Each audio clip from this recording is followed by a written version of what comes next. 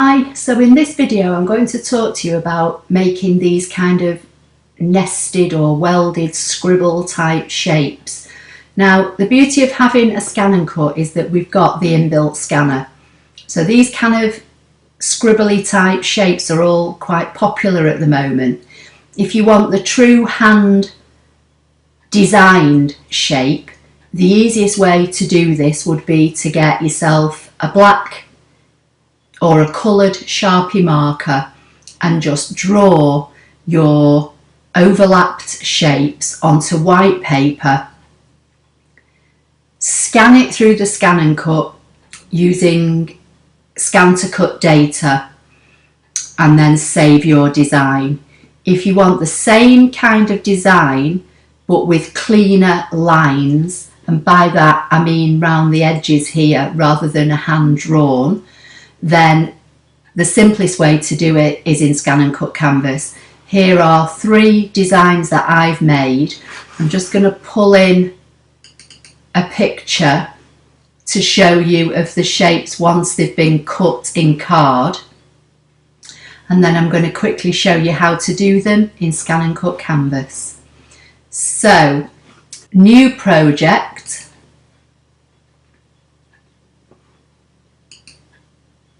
And we'll start off with a circle. So I'm going to go to the basic shapes and find a circle. When I made mine, I made them all starting off with this default size. And once I'd positioned the shapes and welded them at the end, I then shrunk them down. One thing I would say is, if you are going to do them at this default size and shrink them down, be careful how much you shrink them down, because depending on what offset you use to design the shape, obviously the thickness of your lines will shrink as you're shrinking the size down, if that makes sense. So for the video, so that it's easier to see, hopefully, I'm just going to stick with using the default size. Now, while this circle is selected, I'm going to go to Edit and use the Create Offset line. I'm going to make it an outward, and again I'll explain why I choose to do outward rather than inner in a few minutes when I come to do the heart. I'm going to take the spacing up to 0.24 inches, which is just a smidge under 1/4 inch, and I'm going to say OK.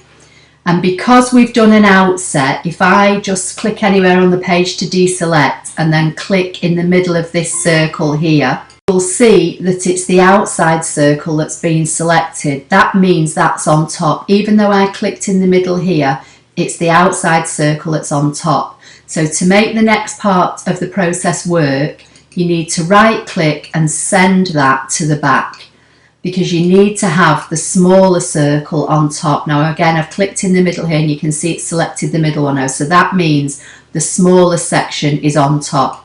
So what I'm going to do now is select both and go to Edit, and using this last icon on the right here, which is Subtract, I'm going to select that. Now it doesn't look as though anything's happened, but basically the inner circle has been punched out of the outer circle. If I fill this with colour, hopefully you'll see what I mean better. So rather than having 2 separate circles, one on top of the other, we've now got a frame. And this is the basis for making any of these scribble type shapes. So I'm going to right click and select duplicate, and then I'm going to right click and select duplicate again, because I'm going to use 3. And then I'm basically just going to position them where I think. I'm going to select this and move this one here, and select this one and move it here. And what I'm going to do with this one, while this top one's selected, I'm going to send it to the back. And then hopefully that will make them overlap in various places. I'm going to select everything and go to Edit, Weld. They are now all one welded shape, and the white sections in the middle here are the bits that will be discarded once you've cut this out, and that gives you your scribble shape. Now from here I basically just grabbed a corner and I shrunk them down. As I say, you can take them down to any size you want, but if you're taking them down, bear in mind, I'll just zoom in, that these lines here that were 1/4 of an inch when we made our first circle and frame, they will shrink with when the whole design is shrunk. So, you know, they could end up quite thin and flimsy. It's just something to bear in mind. So I'll just go back to fit to mat. So that's the circles done. Now I'm going to move on to a heart. Again, I'm just going to choose a heart and keep it at the basic shape. And I'll just create a duplicate because this is, I want to show you something here. So with this heart selected, if I go to edit and create offset and go to 0.24 and create outward, which is what I did originally, if you look at this inner heart here, on the point, it's nice and pointed. I'm going to select the biggest one again by right clicking and going centre back, so that when I select here I know I've got the smaller one on top, and I'm going to select both and hit edit, subtract, and again that gives me my frame. And then this time I'm going to fill it with a different colour just so you can see it easier on the video. So that's the basic frame.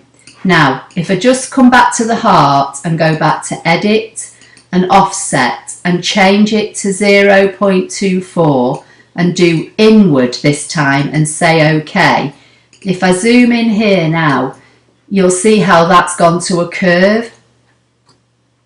So I'm going to undo, go back to fit to mat, go back to offset, I'm going to change it to bevel, change this to 2.4 and leave it on inward and see how it looks.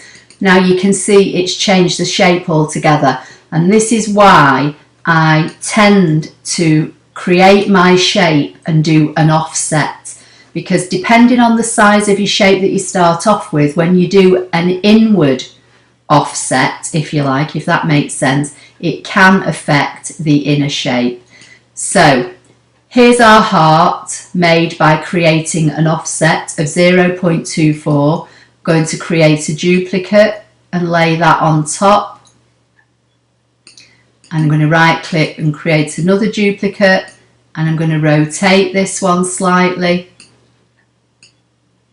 Put that, just move them about to how I think they're going to look okay. Select everything, edit and weld, and there are your nested hearts. And again, you can size them down, you can make them bigger. If you make them bigger and use them on, say, a scrapbook page, it probably won't be a problem. It's when you're taking them down in size that you just have to be mindful of how this, say, if I zoom in, how this inner line here and this inner line here will cut, because the more you shrink them down, these may shrink down with them and they may become harder to cut.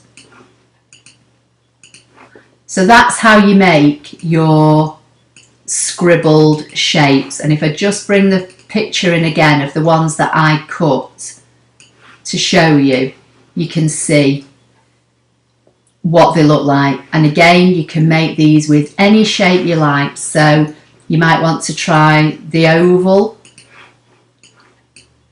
Just going to rotate it, go to edit, create an offset, use 0. You can play about with this. I'm just using 1/4 of an inch just because that's my preference while I'm just doing the video.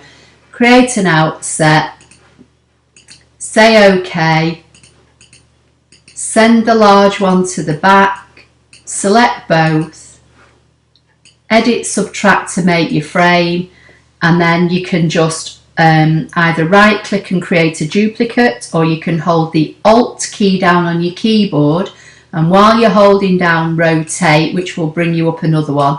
I've shown you this technique before when I showed you how to make flowers from shapes in a previous Canvas video.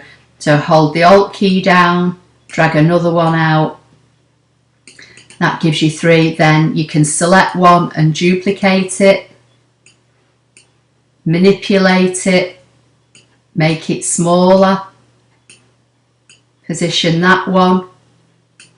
Again, duplicate that one if you like, or hold the Alt key down and do it that way. Select everything and edit, weld, and that's another shape. And again, you can make it smaller or bigger, however you choose. I'll fill it with colour just to make it a little bit easier to see on the video for you. And there you go. And then name your project here. Choose this second icon here, which is overwrite this project, which basically is save. And then download it, put it on a USB stick, or if you have the facility to download it wirelessly, download it and cut it. So I hope you found that helpful. Please give the video a thumbs up if you liked it. Please subscribe to my channel if you don't already do so, and I'll see you in the next video. Thank you.